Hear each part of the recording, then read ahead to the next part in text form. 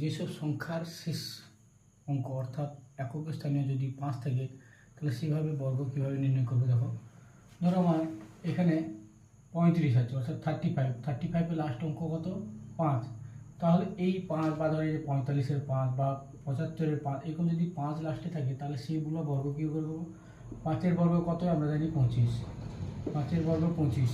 এবারে দেখো এখানে কত আছে 3, তার পরের টার্মটা কত 4, এই 3 আর 4 মাল্টিপ্লাই করে দাও দেখো 12, এটা হচ্ছে 35-এর বর্গ। একই রকমভাবে 45-এর বর্গ, 5-এর বর্গ 25 বসালাম, তারপরে 4 আছে, 4-এর পরের সংখ্যা কত 5, 5 দিয়ে মাল্টিপ্লাই করে দাও 4 5 যা 20, এটা হচ্ছে 45-এর বর্গ। একই রকম 75-এর বর্গ, 5-এর বর্গ দেখো 25, এবার গেছে 7, 7-এর পরের সংখ্যা কত 8, তাহলে 8 দিয়ে মাল্টিপ্লাই করে দাও, 8 দিয়ে মাল্টিপ্লাই কত হবে 56। একই রকমভাবে 100